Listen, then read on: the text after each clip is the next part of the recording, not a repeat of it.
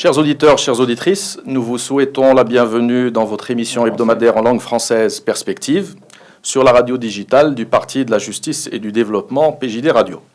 Notre invité aujourd'hui est le docteur Lhassan Daoudi, ministre de l'Enseignement supérieur, de la Recherche scientifique et de la formation des cadres et membre du secrétariat général du Parti de la Justice et du Développement. Sid Daoudi, bonjour, salam alaikum, et merci de nous rejoindre pour cette émission. C'est un devoir de rendre des comptes. Alors, après presque 5 ans depuis la nomination du gouvernement de Saad Ibn Kiran et à un mois des élections législatives prévues le vendredi 7 octobre 2016, l'heure est au bilan. L'enseignement supérieur est un secteur qui cristallise les débats et prend une importance toute particulière parmi les sujets qui suscitent l'intérêt des citoyens, surtout les plus jeunes, qui constituent une part importante de l'électorat. Quelles sont les réformes phares qui ont été engagées par M. Lhassan Daoudi depuis sa nomination à la tête de ce département en janvier 2012 ? Un secteur qu'il connaît très bien d'ailleurs, étant lui-même professeur universitaire de sciences économiques. Quelles sont les avancées enregistrées au niveau du statut social des étudiants, des infrastructures, du contenu académique des programmes, au niveau de la recherche scientifique, de l'employabilité des lauréats, etc. Autant de sujets à parcourir. Nous n'aurons certainement pas le temps d'être très exhaustifs, Monsieur le Ministre, mais nous essaierons pendant les 30 minutes de cette émission de donner à nos auditeurs et auditrices une perspective globale, macro, si on peut emprunter au lexique économique, sur les chantiers entrepris au sein du ministère dont vous avez la charge depuis 2012. Alors, Monsieur le Ministre, avançons et commençons avec le premier élément avec lequel nous allons débuter notre discussion. Bien entendu, la situation sociale des étudiants. Pour pouvoir suivre son cursus dans des conditions adéquates, un étudiant doit avoir un minimum en termes de subsistance, un minimum de revenus, un toit, de la nourriture, l'accès aux soins médicaux quand il en a besoin. Des évolutions très importantes ont été constatées sur ces dossiers, particulièrement les bourses universitaires, la couverture médicale pour les étudiants, la disponibilité des lits, ainsi de suite. Qu'en est-il par les chiffres, Monsieur le Ministre ? Bismillahirrahmanirrahim. Salam alaikum. Bien, merci d'avoir posé ces questions parce que c'est pas souvent qu'on a l'occasion de les diffuser. Vous parliez de bilan. C'est évident qu'on doit donner un bilan parce que nous engageons notre confiance du peuple en nous-mêmes parce que notre capital électoral, c'est le capital, c'est la confiance du peuple marocain. Le peuple marocain nous a donné sa voix. Il a droit à connaître ce qu'on a fait et ce qu'on n'a pas pu faire en toute transparence, parce qu'on va à nouveau redemander justement son avis. Il faut absolument qu'il nous juge sur les actions qu'on a entreprises, sur ce qu'on avait dit et ce qu'on a fait. C'est dans ce cadre que j'ai dit au Parlement, je ne veux pas qu'on compare mes 5 années au ministère avec 5 années avant. Je veux qu'on me juge sur 10 ans avant. Comparer les 5 années 2012-2016 avec 10 années que n'importe qui peut choisir. C'est pas pour me vanter, mais c'est aussi pour qu'on soit fier de notre Maroc. C'est-à-dire, il y a une accélération des réalisations sur ces 5 années. Et c'est à l'honneur de tous les Marocains. Donc, c'est un acquis pour le Maroc, pas uniquement pour un ministre ou pour un gouvernement. Mais on a notre part. Eh bien, je vais citer, c'est toujours un exemple frappant pour quand je dis 5 années contre 10. Sachez par exemple, puisque vous parliez un peu de la situation des étudiants, ça fait plus de 30 ans que les bourses n'ont pas bougé. Tout à fait. Au niveau des lits, c'est-à-dire des cités universitaires, 2001-2011, ça fait bien 10 ans. Tout à fait. Une décennie. Eh bien, on a ouvert 1000 lits. On est passé de 32 000 à 33 000 à peu près. Ça veut dire quoi? Taux de réalisation, 100 lits par an. Et aujourd'hui, on a un gros déficit. Mais depuis, puisque j'ai ouvert aussi la porte au privé pour les aider, eh bien, on a dépassé les 55-56 000 lits. Taux de réalisation, c'est autour de 25 000 lits en 5 ans. Alors, vous imaginez si on avait ce rythme de réalisation, eh bien, nos étudiants trouveraient place dans les sites universitaires. Les capacités d'accueil dans les lits ont presque doublé. On parle bien de Bien sûr, on 33 presque 000 doublé. on arrive presque aux 60 000. Tout à fait. Donc, j'ai dit, aujourd'hui, on a accéléré le rythme des réalisations. La couverture médicale pour les étudiants, c'est un fait. Dans chaque cité universitaire, nous avons un dispensaire avec des médicaments pour tout ce qui est urgent et tout ce qu'on peut prendre en charge au niveau d'une cité universitaire. Le nombre des restaurants a doublé. C'est pour vous dire, pour nous, l'investissement principal, c'est dans la jeunesse. Si on investit dans notre jeunesse, eh bien, on garantit notre avenir. Mais pourquoi n'a-t-on pas accéléré le rythme des réformes? Le budget des bourses est passé de 700 millions de dirhams à 2 milliards cette année. C'est une augmentation, vous voyez un peu, c'est presque multiplié par 3. Absolument. Le nombre de boursiers passait de 182 000 à 330 000. Bon, c'est des chiffres qui sont parlant d'eux-mêmes, mais, ne pas dormir sur le laurier. La partie n'est pas gagnée. Tout simplement parce qu'il y a encore un gisement d'étudiants qui méritent la bourse et qui ne l'a pas. Il y a les étudiants de la formation professionnelle qui n'avaient pas de bourse et qui doivent l'avoir. Donc, il y a encore de gros efforts à faire. Donc, on ne peut pas dire aux citoyens on a tout fait. Non. On a accéléré le rythme des réalisations. On a fait beaucoup de social parce que si je sauve un étudiant, je sauve sa famille. La lutte contre la pauvreté passe par l'école. Et tout le monde doit avoir cette formation initiale de base, non seulement parce qu'il faut créer du travail, mais même un chômeur doit être éduqué. Un paysan, un berger, c'est un demi-vétérinaire aujourd'hui qui soigne. Donc tout le monde doit aller à l'école. Et si on peut pousser le maximum d'étudiants, de jeunes Marocains à l'université, c'est encore mieux, indépendamment de l'emploi. Et c'est une fierté pour le Maroc. Je vous donne un chiffre. Eh bien, sur la tranche d'âge, 18-23 ans, en 2012, on avait 18,9%. Aujourd'hui, on est passé à 31,3%. Ça, c'est le taux de scolarisation dans le supérieur. De le supérieur. On est presque à la moyenne internationale, 32%. Donc, on est parti de 18,9 à 31,3. Mais c'est un saut qualitatif. Plus de donc, 12 points mon souhait, en 5 ans. Mon souhait, c'est que le rythme qu'on a initié doit continuer. Le Maroc a besoin, l'université marocaine a besoin de 15 ans, 20 ans de réforme. Je ne dis pas un septennat, je ne dis pas un quinquennat. 15-20 ans de réforme si on veut la mise à niveau de l'université marocaine et que l'étudiant marocain rivalise avec ce qui se passe, son retard. Ce qui se passe avec les autres pays. Voilà, c'est un défi. Le Maroc s'intègre dans la mondialisation. Mais heureusement, d'ailleurs, qu'on a ces étudiants, parce que sans ces étudiants, pourquoi les investissements étrangers viendraient au Maroc ou bien les investissements nationaux? On attire plus d'investissements parce qu'on a plus de techniciens, plus d'ingénieurs. C'est le défi. Parce que les grandes entreprises viennent chez nous. Ils vous disent, quand on va en Inde, en Chine, on nous donne des techniciens et des ingénieurs par milliers. Quand on vient au Maroc, on nous donne par centaines. Vous n'avez pas la masse critique. Donc, il faut absolument augmenter le nombre de lauréats, mais tout en garantissant la qualité. Voilà le défi du Maroc. Sinon, le pari est gagné. Tout le monde veut venir au Maroc. Mais est-ce qu'on est préparé pour ça? Très bien. Alors, si on veut résumer ce volet, le montant accordé aux bourses a été triplé en 5 ans. Les capacités d'accueil en termes de lits dans les cités universitaires ont été presque doublées en 5 ans. J'imagine avec les services qui suivent. La couverture médicale a été instaurée pour la première fois gratuitement auprès de la population estudiantine. Et les bourses, le montant des bourses par étudiant ont été augmentés pour la première fois. 50%. Oui. Alors, passons au deuxième volet, Monsieur le Ministre. L'infrastructure académique. Bien entendu, le premier volet, l'étudiant doit avoir un minimum, comme on avait dit, pour pouvoir poursuivre son cursus. Après, il s'adresse, pour un nouveau bachelier qui pointe, on va dire, pour le premier jour, la rentrée académique au niveau de son université, il faudrait qu'il trouve une infrastructure adéquate, des bancs, des places pour pouvoir suivre son programme. Alors,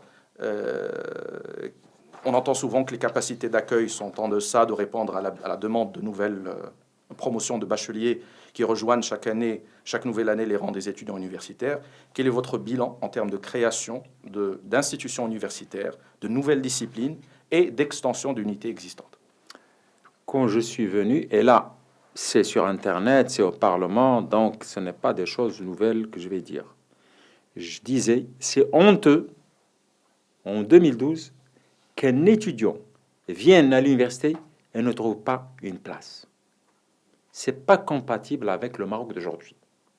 Mais malheureusement, c'était le cas. Des étudiants qui se précipitent, qui viennent 2 heures avant pour trouver une place. C'est pas normal. Et tout ça, c'est pour un montant de 300 à 400 millions de dirhams. On pouvait mobiliser l'argent pour construire les amphis, les salles et ainsi de suite. Ça n'a pas été fait, mais avec ce gouvernement, ça a été fait. Première des choses, tout de suite, 2012, j'avais un budget supplémentaire, en plus des budgets qui sont dans les universités, de 240 millions de dirhams. J'ai lancé la construction d'amphis nouveaux à travers tout le Maroc. Avec les amphis qui sont en construction, il n'y aura plus de problème de place, sauf à Marrakech. Parce qu'à Marrakech, on veut construire une nouvelle université à Tamansourt. Donc, on a réservé 165 hectares parce qu'on n'a pas de campus. Vous avez une école ici, une école ici. Le foncier fait défaut. Et le gros problème, c'est que vous trouvez des écoles d'ingénieurs construites sur 3 hectares, sur 4 hectares. Vous n'avez pas de campus. Maintenant, dans toutes les grandes villes, minimum 100 hectares dans les grandes villes, minimum 40 à 50 hectares dans les villes moyennes.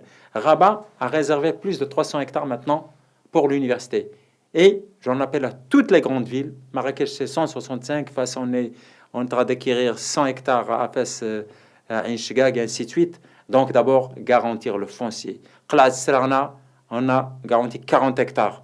Donc, dans toutes les villes moyennes, 40-50 hectares. D'abord, le foncier, on ne doit pas réfléchir ou construire sur les 20-30 années à venir. Sinon, vous n'aurez pas de campus. Donc, réservez d'abord le foncier. C'est un problème qu'on est en train de régler partout au Maroc. Très bien. Eh bien, on a lancé beaucoup d'autres établissements. Dans les villes, les petites villes, c'est des EST, des écoles supérieures de technologie. Il y a 7 qu'on a lancées. Dans les provinces du Sud, les gens se plaignaient comme quoi il n'y a rien. Eh bien, aujourd'hui, ce n'est plus le cas. L'Ayoun, vous avez l'EST. Smara, vous avez la faculté de Sharia. Dakhla, vous avez le NCG. Et maintenant, on est en train de construire l'EST. On a l'EST Knifra, on en a Classe Sarna, on a Dissimé, Sidi Ben Nour. Dans des petites villes, on est allé pour apporter des disciplines qui sont coûteuses. Parce que quand vous construisez l'EST, ce n'est pas uniquement les murs qui sont chers, mais c'est les équipements. Donc j'apporte la technicité pour les jeunes, parce que les jeunes qui sortent des EST, il n'y a pas de chômage. Et maintenant, on est en train de diversifier les formations, parce qu'il y a un gros problème de chômage chez certains étudiants, parce que, par exemple, vous avez les mêmes formations à Oujda, à Tanger, à Agadir. On forme la même chose dans les facultés de droit, dans les facultés de lettres, de sciences. Il faut repenser ça. Et puis aussi, on avait un gros déficit au niveau de la médecine. Imaginez-vous que quelqu'un de Tanger était obligé de venir à Rabat pour faire médecine. C'est un chiffre ou une réalisation qu'on entend souvent, c'est que la création des facultés de médecine pendant le mandat de ce gouvernement est équivalente aux facultés de médecine qui étaient créées depuis l'indépendance jusqu'à 2011. Parce qu'on a créé aussi des fondations chez Khalifa, chez Zayd. Donc le Maroc est doté aujourd'hui au niveau de la médecine générale, on est doté de l'infrastructure nécessaire. Il manque les facs dentaires.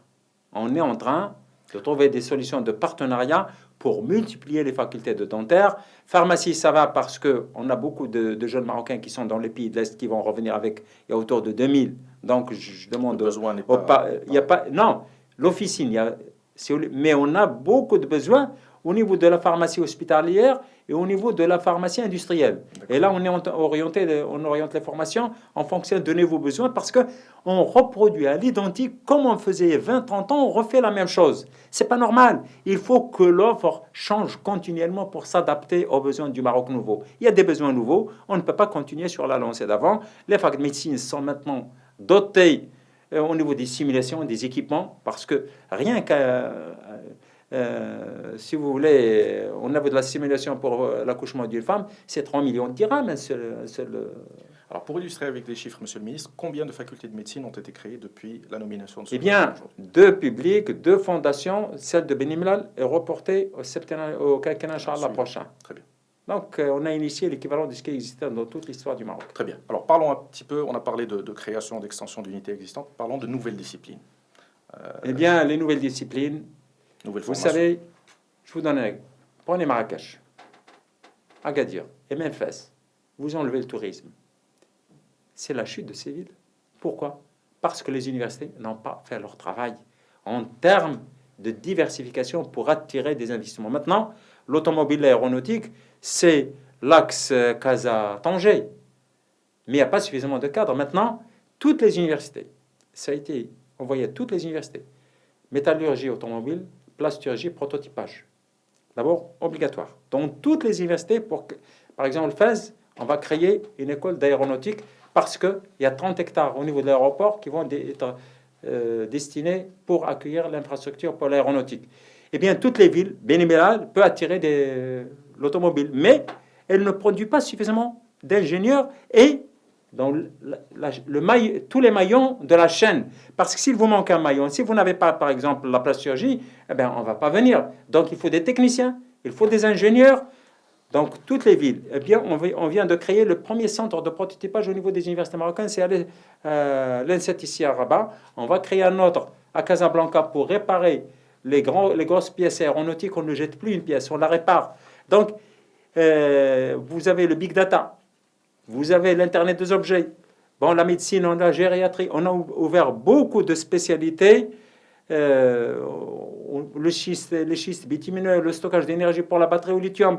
Donc, on se fait aider d'abord par les Marocains qui sont à l'étranger. Vous savez ce qui s'est passé avant? Eh bien, les nouveaux métiers naissent aux États-Unis. Ils passent en Europe au bout de 4-5 ans. On attendait que nos étudiants aillent en Europe étudier, revenir 7-8 ans, plus 5 ans, ça fait 12 ans à 13 ans. Le métier est déjà démodé aux États-Unis. Maintenant, qu'est-ce qu'on fait? On essaie de surveiller les métiers qui passent des États-Unis vers l'Europe et on capte ce qu'on peut avec l'aide des Marocains qui sont à l'étranger, qui sont aux États-Unis, qui sont au Canada, qui nous aident.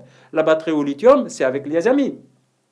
L'Internet, justement, je vous donne des exemples. Donc, on est en train de nous faire aider. Et puis, un Marocain qui est dans une université, s'il vient au Maroc, il a 20 000 dirhams par mois, il peut rester 2 mois, 3 mois, il est payé pour dispenser la science ici. Il va, bon, excusez la comparaison, je donne l'exemple, j'ai dit une batterie. Bien, un Marocain, il se charge là-bas, il vient vider. Il faut qu'il retourne se charger, vider. Il faut qu'il vide au niveau des Marocains. Et la recherche aussi, ils nous aident pour la recherche. Le transfert de technologie. Déjà, ça passe par les Marocains qui sont à l'étranger, donc c'est eux qui perçoivent le changement. Quand ils viennent, c'est eux qui vous disent notre pays avance. Très bien. Très bien. Monsieur le ministre, nous allons continuer notre discussion après une brève pause. Merci. الموقع الإلكتروني لحزب العدالة والتنمية PGT.MA كيقدم لكم على مدار اليوم والأسبوع من خلال هذا التطبيق المعلوماتي على الهواتف الذكية مجموعة من الأخبار الوطنية والمجالية والدولية والمقالات التحليلية والحوارات والروبورتاجات وتسجيلات الفيديو وغيرها وفق مواد مكتوبة وأخرى مسموعة والسمعية بصرية عبر الإذاعة ديالو والقناة الإلكترونيتين. وكيحاول الموقع الإلكتروني ديالنا دائما أنه يقدم لكم أحسن الخدمات الإعلامية اللي كتميز بالجودة ديالها أكيد باعتماده على خط تحريري مسؤول فيه من المبادرة والمواطنة المهنية والإبداع والانفتاح. Chers auditeurs, chères auditrices, nous sommes de retour avec Monsieur le ministre Hassan Daoudi. Alors, nous continuerons notre discussion, Monsieur le ministre. Sur le volet, nous sommes en train de diffuser cette émission sur une radio digitale. Nous parvenons à nos auditeurs et auditrices à travers le réseau Internet. Nous ne pouvons pas ne pas discuter des nouvelles technologies. Qu'est-ce qui a été fait, qu'est-ce qui a été entrepris pour faciliter l'accès à ces nouvelles technologies pour l'étudiant marocain aujourd'hui, pendant votre mandat, mais plus encore que l'accès, leur utilisation quotidienne dans leur vie universitaire, depuis la procédure d'inscription pour un nouveau bachelier jusqu'à l'usage pédagogique de ces outils dans leur cursus? Bien, je pense, à ma connaissance, hein, donc on ne connaît pas tout, mais je ne connais pas de cas où toute l'université, toute l'enceinte de l'université et toutes les cités universitaires sont couvertes par le Wi-Fi au débit gratuit. Je ne connais pas de pays. C'est le cas aujourd'hui au Maroc. Maintenant, les entreprises sont en chantier dans les universités, dans les cités universitaires. Toutes les cités universitaires, toutes les universités, là où l'étudiant a une machine, il peut se connecter gratuitement au débit. Très bien. C'est-à-dire, il y a des bandes passantes pour les universités. Très bien. Ça, c'est que je ne sais pas si les citoyens marocains se rendent compte d'une telle innovation qu'ils n'ont qu'à voir les pays européens. Ça n'existe pas. Quand je dis à beaucoup de pays amis, on fait ça, on dit chez nous, ça n'existe pas. L'accès est souvent généralisé, mais il est payant pour les étudiants. Non, il n'est pas généralisé, il est dans les salles, dans amphis. Maintenant, même à l'extérieur de l'amphi, vous avez l'Internet au débit. Là où il se situe pour réviser. En plus de ça, il y a les cours, ce qu'on appelle les MOOCs. Les cours sur Internet, on vient de signer une convention avec les Français. Les open courseware. Oui, oui. On va avoir tous les cours français, les cours du Canada français, Québec, les cours de Belgique, plus les cours marocains, à portée de tout étudiant dans toutes les disciplines. Ça veut dire la science, c'est elle qui va agresser l'étudiant. La science vient vers l'étudiant. Alors, nous, on allait en France et ainsi de suite pour chercher des livres. Maintenant, c'est la science qui vient chercher l'étudiant. Plus que cela, un abonnement de 23 millions de dirhams, rien que l'abonnement, 23 millions de dirhams, c'est pas des centimes, pour l'abonnement dans les revues scientifiques et avec un avantage, c'est qu'on paye uniquement 60%, c'est-à-dire il fallait ajouter 40% pour avoir le prix réel. Tout cela pour que notre étudiant soit de niveau avec ce qui se passe dans le monde où nous vivons. Donc la science, il n'y a pas de pays sous-développé, en matière de sciences. Ou vous existez ou vous n'existez pas. Donc, l'université marocaine doit être la locomotive de l'économie marocaine. Parce qu'à date d'aujourd'hui, on n'avait pas donné à l'université marocaine la place qu'elle mérite. Parce que si on formait et on diversifiait la formation, on aurait moins de chômage et on aurait attiré plus d'investissements parce que c'est la main-d'œuvre qui est l'outil principal pour attirer la main-d'œuvre. Des investissements. Si vous n'avez pas de main-d'œuvre qualifiée, pourquoi voulez-vous que les gens dans l'aéronautique, dans la voiture viennent au Maroc? Maintenant aussi, même pour tout ce qui est chemin de fer, on a une plateforme à Rabat. Donc, la voiture, le train, l'aéronautique, d'abord 3 variables. Et toutes les régions doivent être dotées de technicité en matière d'investissement au niveau des techniciens et au niveau des ingénieurs. C'est pour cela qu'on a essayé de fusionner des polytechniques pour avoir la masse critique en enseignants-chercheurs et la masse critique en doctorants et en ingénieurs. Parce que vous avez des écoles d'ingénieurs avec 40 enseignants. C'est très peu. Divisé par 4 ou 5 formations, ça veut dire 10 enseignants par... Pour avoir de la visibilité au niveau national. Et pour exister. Parce qu'aujourd'hui, si vous êtes grand, vous existez. Si vous êtes petit, vous n'existez pas. Donc les polytechniques vont être un outil de développement régional pour le Maroc. Très bien. Alors, les nouvelles technologies... on passe à notre dernier sujet, bien entendu. L'intitulé de votre département inclut la recherche scientifique. C'est un volet qui ne prend malheureusement pas beaucoup de place dans la discussion, dans l'actualité de notre pays. On entend souvent que nos enseignants-chercheurs font beaucoup plus d'enseignement et peu ou pas de recherche. Est-ce que c'est un problème de moyens, de motivation, de coordination? Comment a évolué la recherche scientifique dans notre pays de 2012 à aujourd'hui, Monsieur le Ministre?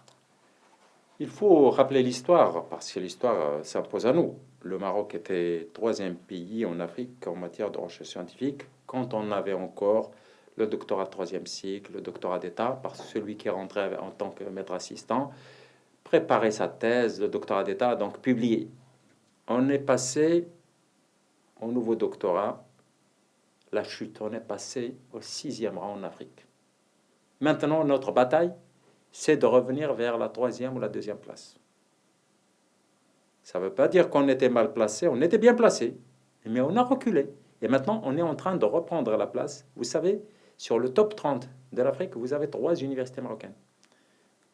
Marrakech et les deux qu'on a fusionné, Rabat et Casa. Et j'ai quelques statistiques pour les Marocains qui doutent encore de leurs universités. Au niveau des brevets, de 2010 à 2014, plus 375%. Je dis 375% de brevets déposés par les universités. Par les universités marocaines. On a dépassé tous les pays à côté de nous. Donc, il faut se comparer aux pays qui sont à côté. Eh bien, au niveau du monde arabe, si on enlève les pays pétroliers, on est les premiers. Tout ça parce qu'on a une formation solide. Et aujourd'hui, on avance très rapidement parce que quand on a résolu des problèmes qui datent de 97, professeurs habilités, bloqués, ils ne passent pas PES. Maintenant qu'on a enlevé les verrous, eh bien, la recherche scientifique est repartie de bon. Donc, 2017, mais je parie sur 2017 que le Maroc sera deuxième ou troisième en Afrique. C'est évident. On est déjà des premiers dans certains domaines, mais globalement, il y a des pays qui sont encore devant nous. Difficile de dépasser l'Afrique du Sud. Alors, est-ce que c'était un manque de moyens, de motivation, de coordination? Quelles sont les mesures? Pourquoi vouliez-vous qu'un enseignant-chercheur, une fois qu'il a arrivé à un stade, fasse de la recherche? Absence de motivation. Il n'y a pas de motivation. Aujourd'hui, je suis en train de batailler pour le grade exceptionnel. Parce que le professeur, il arrive, prof C, à 50 ans, 55 ans, il est plafonné. Et maintenant, ils peuvent rester à l'université jusqu'à 71 ans. Pourquoi voulez-vous qu'un prof reste jusqu'à 71 ans s'il n'est pas motivé? Eh bien, voilà, ça c'est de gros problèmes. On a lancé des appels à projets. Vous savez, avant 2012, on n'a jamais dépassé 15 millions de dirhams. Le budget de la recherche. Les appels à projets. Maintenant, on a lancé 300 millions. On a lancé 90 millions. On lance avec la fondation La Lesma, on lance avec le CP, ils mettent 100 millions, nous on met 100 millions. Manager, c'est 30 millions, 30 millions. Il y a beaucoup d'argent qu'on n'arrive pas à dépenser parce que il ne suffit pas de dépenser l'argent. Faut-il encore contrôler l'output de la recherche? Il faut évaluer les projets. Donc, le CNRST n'était pas préparé pour faire ce travail. Aujourd'hui, on le prépare.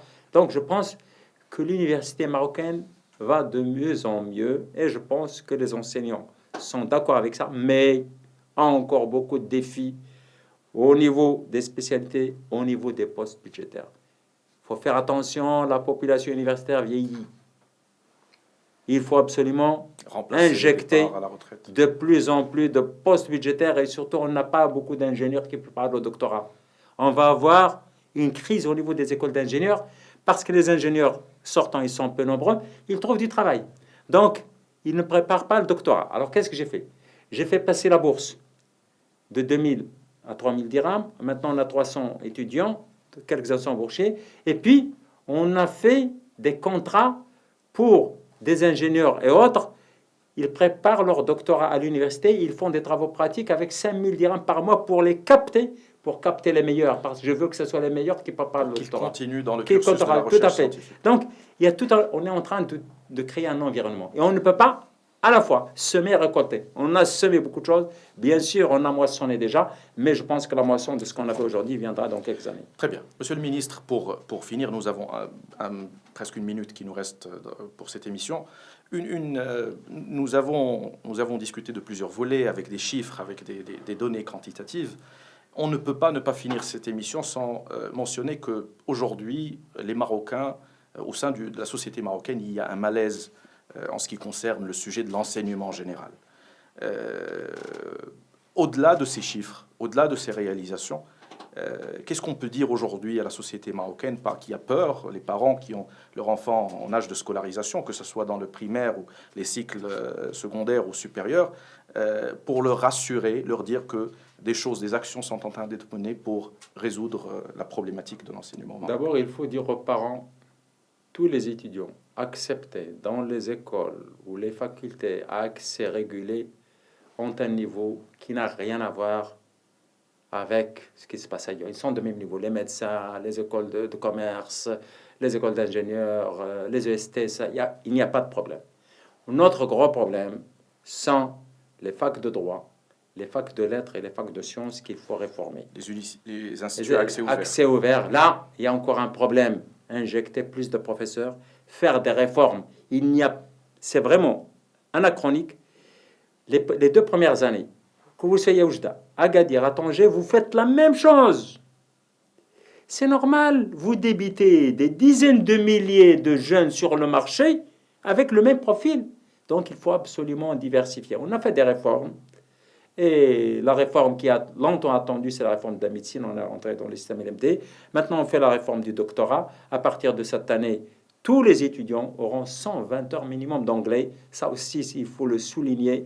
Nos étudiants doivent maîtriser l'anglais. Quand un Chinois ou un Allemand vient investir au Maroc, vous n'allez pas l'obliger à parler arabe ou français. La langue de la science aujourd'hui, c'est l'anglais. Tout le monde doit parler anglais. Allez voir le Portugal. Tous les jeunes parlent anglais. L'Espagnol, l'Espagne, les pays qui parlent français. Les pays, non, je parle des gens qui avaient la tradition, la Roumanie qui avait la tradition de parler français. Maintenant, tous les jeunes parlent anglais.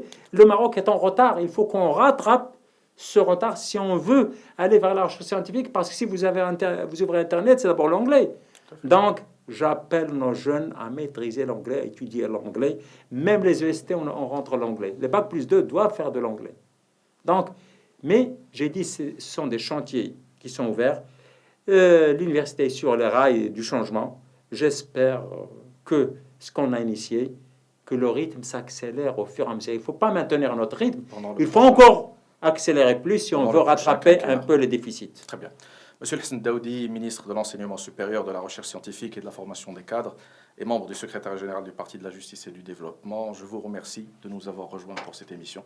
Eh bien, merci vous aussi, et merci pour les citoyens qui nous ont fait confiance, qui nous ont donné l'opportunité d'agir. J'espère qu'on a été à la hauteur de leurs attentes. Si on a été défaillant quelque part, qu'ils ont nous excusent. On a fait ce qu'on a pu faire, mais on est fiers de ce qu'on a fait. Très bien. Chers auditeurs et auditrices, nous vous remercions également de nous avoir suivis pendant cette émission Perspective sur la radio digitale du Parti de la Justice et du Développement, présentée par Hicham Mouhsin, à la régie Youssef Moussamih, derrière la caméra Brahim Moussaïd. À notre prochain rendez-vous. Merci. Assalam.